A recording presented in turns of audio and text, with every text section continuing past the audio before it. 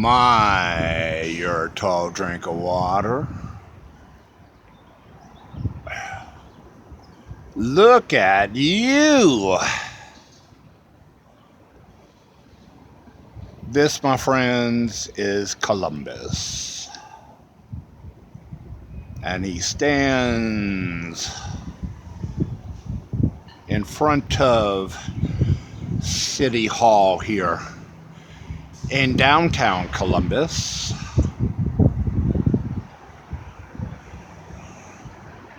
Overlooking the Scioto River, and further on the new Veterans Memorial and Museum there on said side.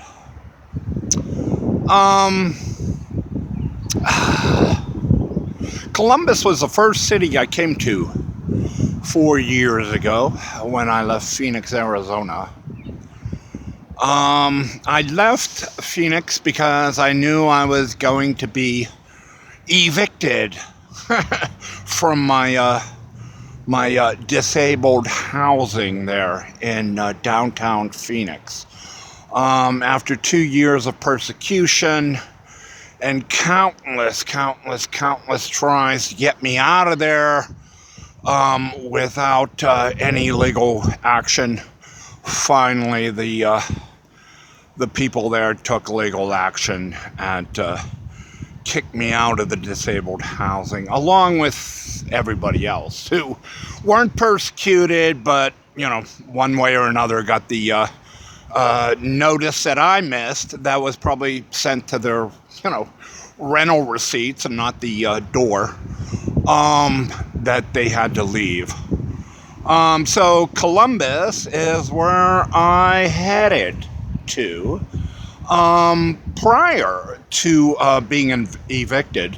You know, it's one of those things like you sense it coming, like you know it, but, you know, I spoke to family, and I wrote all my family members, and I said, hey, I want to get out of here. You know, I think I'm done with Phoenix, and I want to move on. And they said, oh, great. What apartment in Phoenix do you want? Or where are you going to look in Phoenix? And I'm like, no. It's like, you know, again, I sense that things were changing from the, you know, the vacant, arid, sandy, empty lots that were there when I first arrived to the, you know, teeming, towering, you know, hotels and resorts that had replaced those empty lots. I kind of felt that, no, on my SSDI, I think it might be best for me just to leave Phoenix altogether, because one way or another, I'm going to leave here. Well, my family was not cool with that. You know, my sister in Phoenix said, no, no, you don't. You are going to stay here and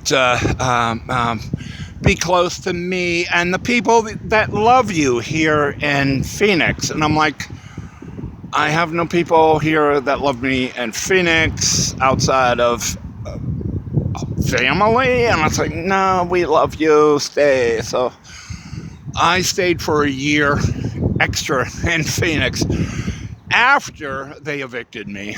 And, you know, but a year earlier, I wrote my family and said, hey, I'm thinking of moving to Columbus. You know, if you can help me with travel and just, you know, put me up in some room somewhere with a laptop and a coffee maker, I'd be more than happy. They said no, you know.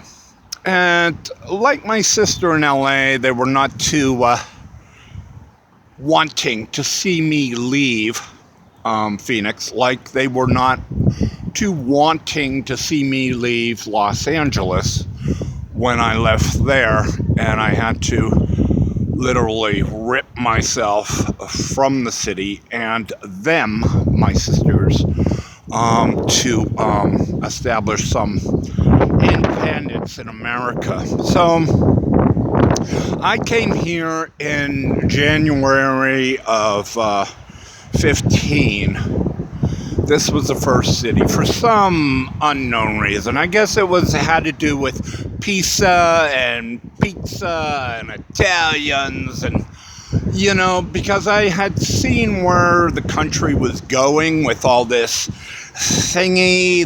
everything was about things and, mansions and, we got a beautiful house overlooking the ocean in Malibu, but we want a bigger house overlooking, everything became thinging and, if not, of course, housing, it became cars and I kind of saw this and I thought, well, hey, go against the grain. And we're better to go against the grain than Columbus, Ohio.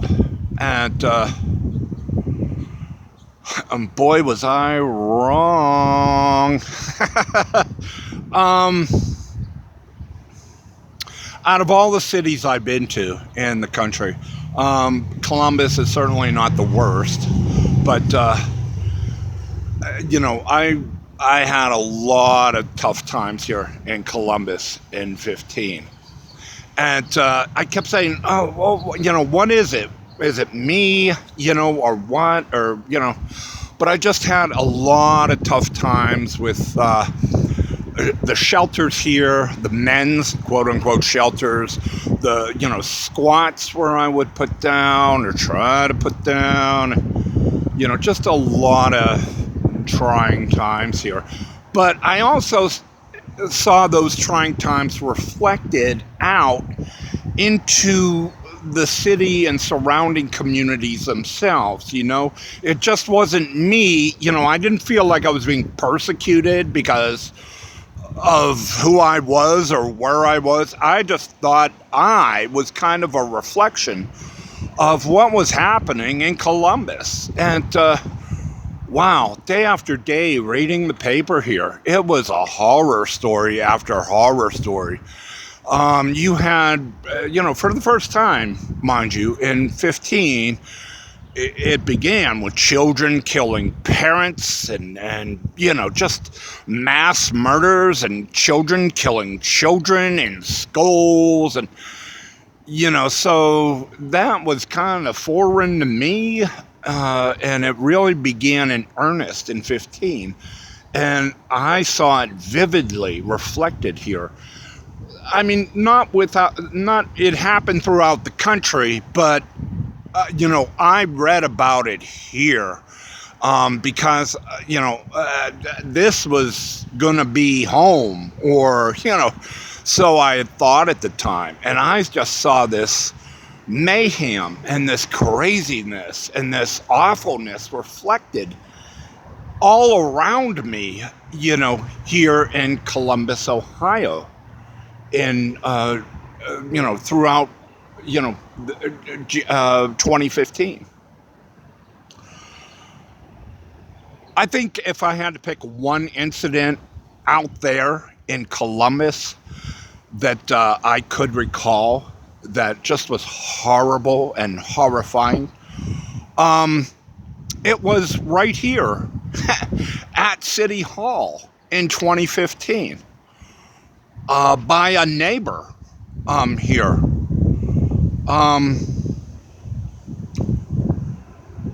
I don't know the date. I just know I was over there by where that bus is, walking up that sidewalk like that, and I was headed into town from the river. And I had gotten maybe up to that dark brownish building up there. And all of a sudden, like a fire truck came screaming down this hill. And I'm like, whoa, it's screaming down the hill. And I'm like, all right, another day in the city here. I was familiar with it coming from Phoenix, Arizona. And then shortly after, a police cruiser came screaming down the hill. It wasn't long after I passed City Hall here that a man who was a neighbor, quiet, you know the type, neighbor, community member, who was quiet, had an apartment up in the kind of, not that bad kind of situation neighborhood, and had somewhat of an interest in politics here. He lit himself on fire in that yard beyond the flagpole. And he did not survive. He was born and raised here, and just lit himself up. No one knew the cause, but